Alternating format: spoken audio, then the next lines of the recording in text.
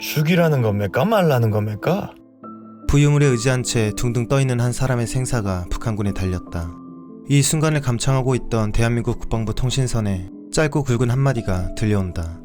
사살하라우. 지난 2020년 9월 21일 실종된 해수부 공무원 이대준 씨는 다음날 북한 해역에 다다랐고 그 자리에서 사살돼 불태워졌습니다. 이를 두고 당시 문재인 정부 여러 자료와 정황으로 이러한 결론을 내렸죠. 자진 월북한 것으로 보인다. 하지만 충격적이게도 윤석열 정부가 들어선 지 2달도 채 되지 않아 자진 월북을 입증할 만한 증거를 찾아볼 수 없다며 결과를 뒤집었습니다. 2년 전 수사 결과를 번복한 해경은 책임을 통감한다며 청장을 비롯한 9명의 간부가 일괄적으로 사의를 표명하기까지 했죠. 2년 전과는 다른 새롭게 나온 증거는 없습니다. 양당은 각자 TF를 구성했고 이 사건의 진상을 철저히 규명하겠다며 진실 공방에 나섰습니다. 이게 당최 어떻게 된 일일까요? 때는 2020년 9월 21일 해수부 소속 1등 항해사인 이대준 씨가 타고 있던 어업지도선 무궁화 10호는 꽃게잡이철을 맞아 연평도 부근을 순찰 중이었습니다. 야간 근무는 2인 1조로 4시간씩 교대로 이루어지는데 이날 이 씨의 근무는 새벽 4시까지였죠. 새벽 1시 반경 이 씨는 동료에게 잠시 업무를 보고 오겠다며 초타실을 나갑니다. 동료는 이를 대수롭지 않게 여겼지만 오전 11시 반경 점심시간이 다 되도록 이 씨가 선내 식당에 나타나지 않자 실종 신고를 하게 됩니다. 이에 군은 선박 20여 척과 항공기 2대를 투입해 수색을 실시했으나 찾지 못했고 다음날인 22일 오후 3시 반경 소연평도에서 38km나 떨어진 등산고지란 북한 해역에서 이 씨가 발견됐다는 첩보가 입수됩니다. 이 보고는 3시간 후인 6시 반경 문 대통령에게 들어갔죠. 그리고 그날 밤 10시가 조금 넘은 시각 이 씨가 발견됐다는 위치에서 알 수 없는 불빛이 관측됩니다. 북한군이 이 씨를 사살하고 코로나 방역 지침에 따라 시신을 불태운 것이었습니다. 이에 3시간 뒤 청와대에서 안보실장 주재로 국방부, 국정원장 등을 소집해 관계장관 회의가 열렸고 당일 아침 대통령 대면 보고를 거쳐 이 사건이 언론에 보도됩니다. 24일 북한의 책임있는 답변과 조치를 취하라는 정부 입장 발표에 다음날 북은 통지문에서 이례적으로 불미스러운 일이라며 북남사이에 분명 재미없는 작용을 할 일이 우리 측 수역에서 발생한 데 대해 규칙에 미안한 마음을 전한다는 의사를 전달합니다.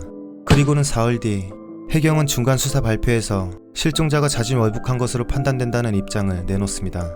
이에 불복한 유족 측은 이듬해 1월 정보 공개 청구를 위한 행정소송을 제기했고 11월 재판부는 수사 정보를 공개하도록 판결했지만 해경과 청와대는 즉각 항소합니다. 하지만 이 항소는 윤석열 정부 들어 취하되면서 지난 16일 자진 월북에서 입증할 만한 증거가 없으므로 불과 2년 만에 수사 결과가 뒤집히게 이르죠. 2년 전 당시 어떤 증거로 자진 월북이라고 판단했을까요?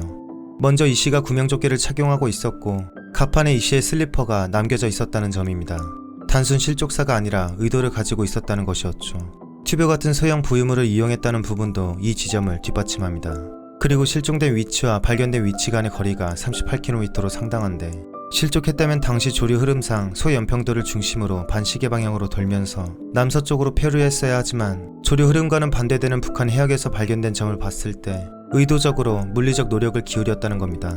즉, 인근 해역을 잘 아는 이 씨가 의도를 가지고 헤엄쳐 갔다는 거죠.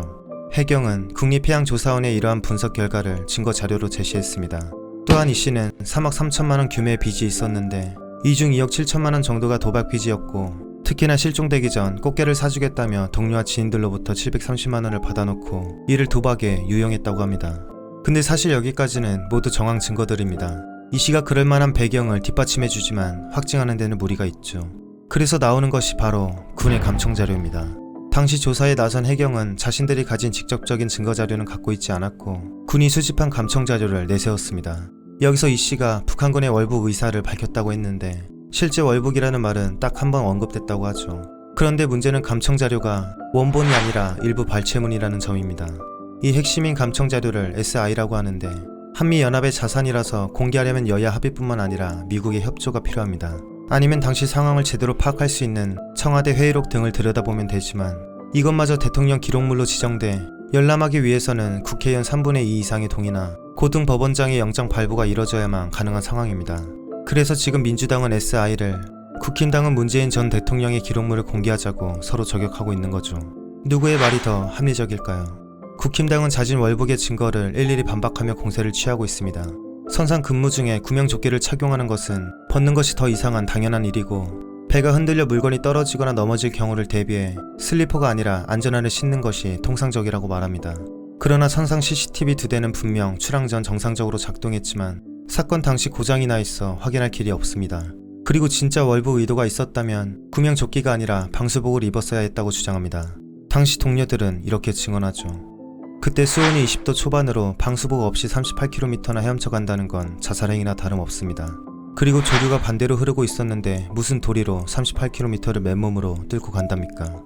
하지만 방수복은 그대로 남아 있었습니다. 또한 이 씨가 남겨놓고 간 외장 하드 등을 살펴봤지만 북한 관련 자료나 월북을 암시할 만한 단서를 찾지 못했다고 하죠. 직접적인 증거 없이 정황 증거들로만 가득 찬 상황에서 자진 월북했다고 결론 짓기엔 무리가 있어 보입니다. 그래서 자진 월북이 아니다가 아니라 입증할 만한 결정적 증거가 없으므로 자진 월북이라고 단언할 수 없다는 결론이 무죄 추정의 원칙에 더 부합한다고 목소리를 높이고 있죠. 그리고 더 나아가 이 씨가 북에서 발견된 오후 3시 반에서 사살된 9시 반까지 6시간 동안의 골든타임이 있었는데 북쪽에 연락을 취해 살릴 수는 없었는가 반문하고 나섰습니다. 사고가 있기 3달 전 북한은 대북 전단 살포 문제를 빌미로 통신 연락선을 차단하겠다고 선언했고 일주일 뒤 개성 남북공동연락사무소를 폭파해버렸죠. 하지만 이 씨가 실종되던 날 함정 간 국제상성 공통망은 불능 상태였다지만 유엔 사령부가 관리하는 판문점 직통전화와 양측 정보기관 간 비공식 채널이 가동되고 있었습니다. 아쉬울 따름이죠. 분단국가 대한민국에서 북한 문제는 무엇보다 초민감한 사안일 수밖에 없습니다. 게다가 자진 월북이라니 국민들의 관심에 기름을 붓는 격이죠. 현재 새로 나온 증거는 없고 과거 자료들을 재해석하는 수준입니다. 이전 정부나 지금 정부에서나 수사 결과를 발표하는 주체는 진실을 알 길 없는 해경입니다. 그래서 서해 공무원 피격 사건이 정치적 수단으로 이용되고 있다는 의심들도 있죠. 사안이 사안인 만큼 분단 국가를 살아가는 국민들의 알 권리를 위해 여야가 끝까지 책임감 있는 자세를 보여줘야 할 것입니다. 여태 아빠가 뉴질랜드에서 일하고 있는 줄만 알았던 고인의 딸은 지난 5월 이 씨의 사망이 법적으로 공식 결정되면서 아빠의 죽음을 받아들였다고 합니다. 이 아이에게 아빠는 어떤 기억으로 남게 될까요? 마지막으로 이번 일이 남은 유가족분들에게 영원한 상처로 남지 않길 바랍니다.